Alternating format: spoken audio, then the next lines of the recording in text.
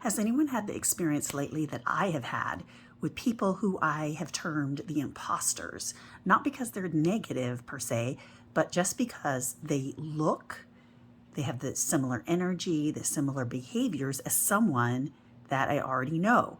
Now, sometimes you see someone and you're like, I think they look like so-and-so in my life, or you look at them twice to make sure it's not who you know. This is beyond that. I have had several experiences, and I will make more detailed videos explaining the situation. But what it is the person comes into my area and it reminds me of somebody, and I don't have that bond with this imposter person, but I have to decide, do I want to engage with them or not? Do I want to talk to them or not? And how I'm going to react. It's almost as if I'm practicing and just making a decision on how I want to handle the situation with the real person in my life. Now, this can be a person that is active in my life. This could be a person that is someone from my past. This could be a person I have to decide on how I want to handle my relationship with them. Or it could be an archetype where it's a person that's representing a group of people but has that look, energy, and behavior. Has anyone else experienced this? My first example of an imposter is when I was at a place that I go to regularly, and I saw a man that was near me, and he very much looked like a man that I know, that I don't talk to very much, but I do have kind of a sort of a relationship from the past with, but with someone kind of current in my life, but not like really in my life in a major way. Just a little text here and there kind of situation. So what was interesting is this person looked very much like my person, acted like my person, even the way held a drink reminded me of this person.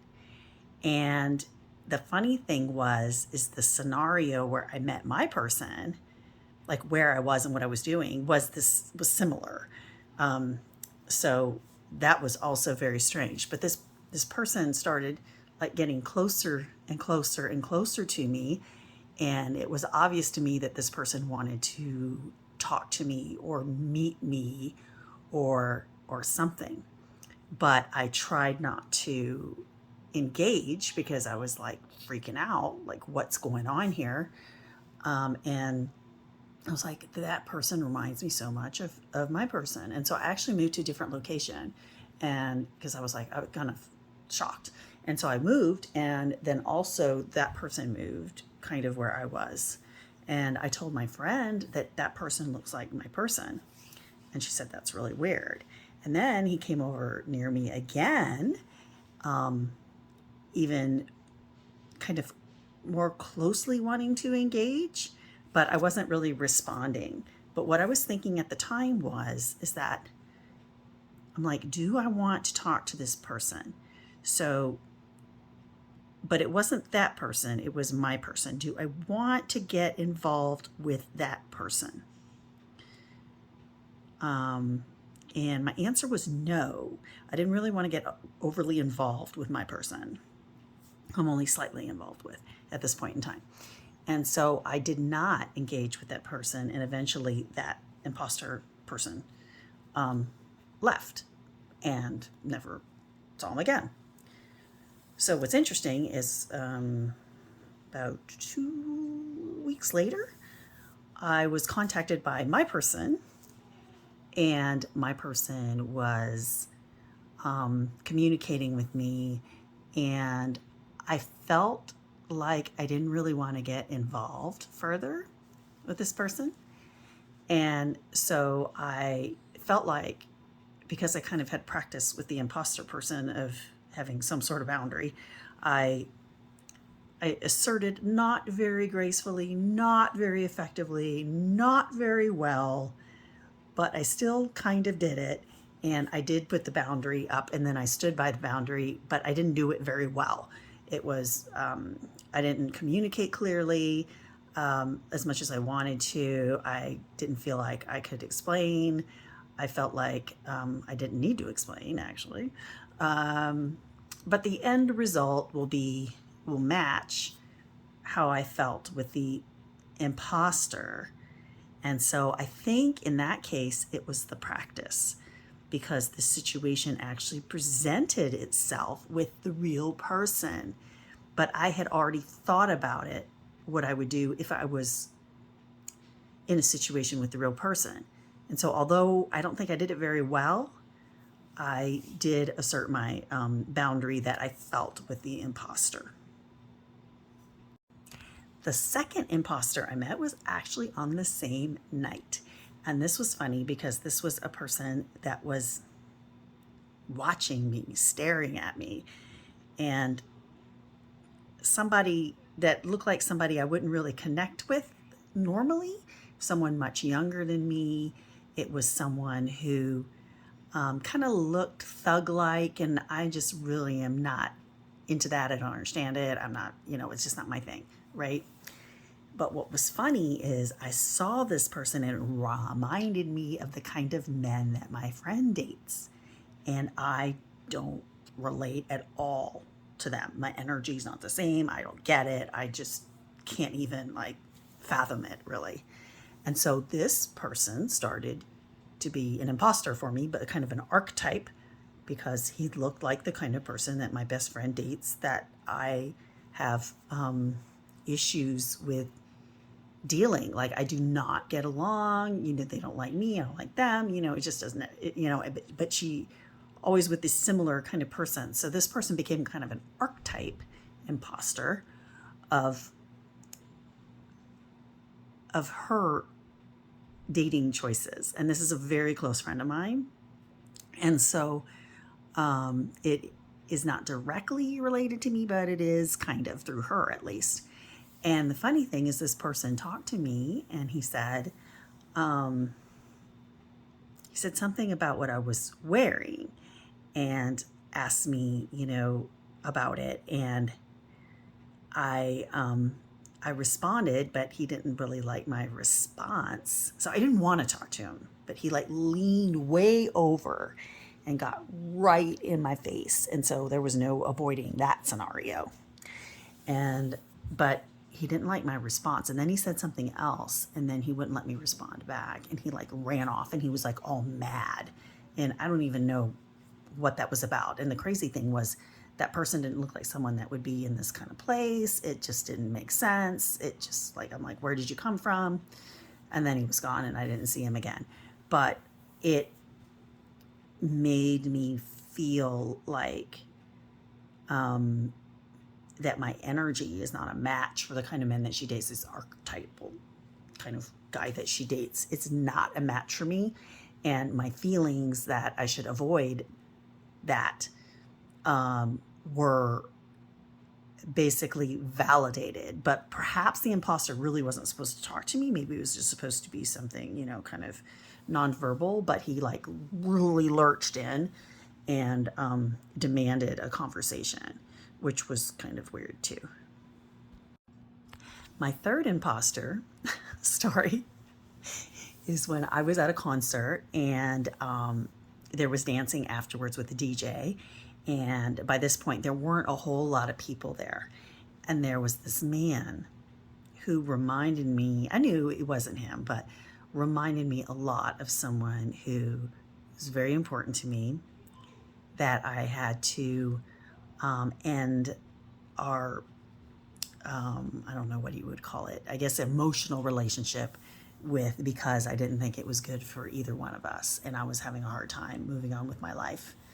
But not being able to be with this person, right? So I was in limbo.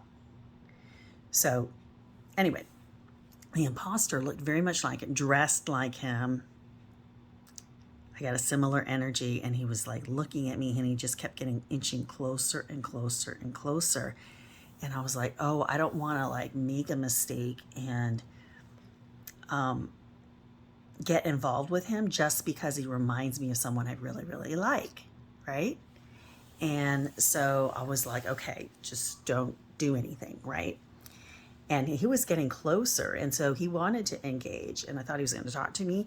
But then out of the side comes this younger man who kind of starts dancing with me, but not like close, but kind of like on the side. And I could tell he really didn't know how to dance to this kind of music. And he was kind of watching me and kind of seeing what I was doing. So anyway, he started kind of getting a little bit closer, but more on the side. And so the other guy kind of backed off.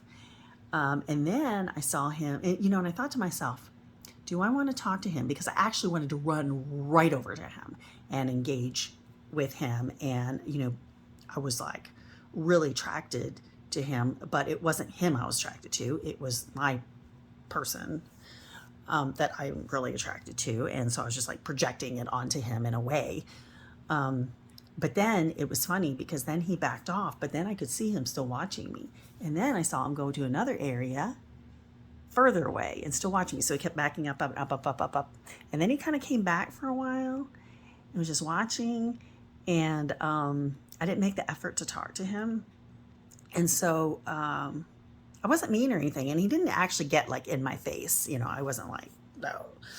But I was afraid I might fall into like a repetitive situation with this person that I was with the other person, or something strange was going to happen anyway. It was very, very strange.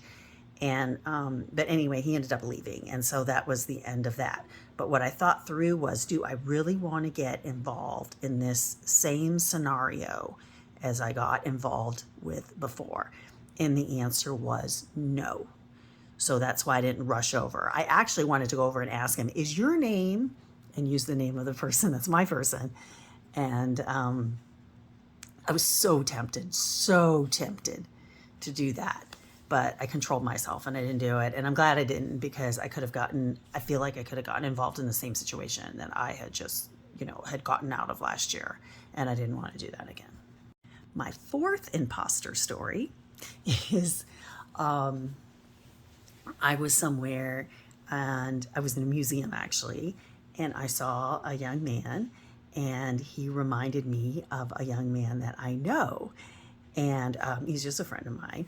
And it was so funny because I did a double take, and I was like, oh, that can't be him. He's not here at this there's no reason for him to be in this location. And there, because it was out of state. And this guy was younger a little bit, but, kind of the same age, but, definitely a little younger. And I'm like, that's impossible for him to be him. And I started thinking, I'm like, that can't be him. That can't be him. And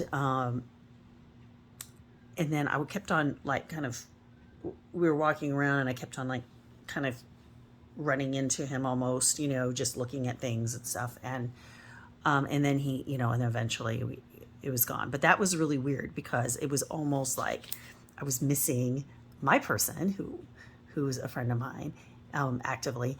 And I saw this other person, and I really wanted to talk to him, but it was ridiculous because there was no reason to talk to him whatsoever, because he obviously had no connection to my person at all. And so I considered him to be an imposter of my person.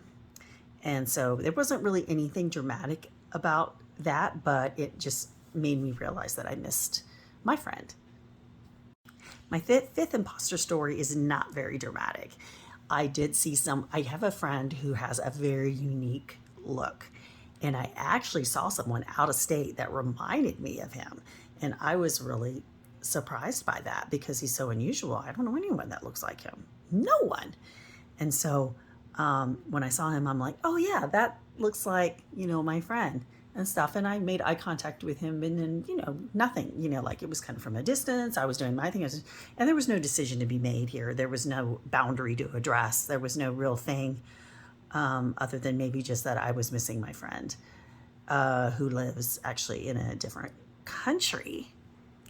And but I actually found this interaction a little bit comforting, because it was almost like, oh, there's people like my friend that are around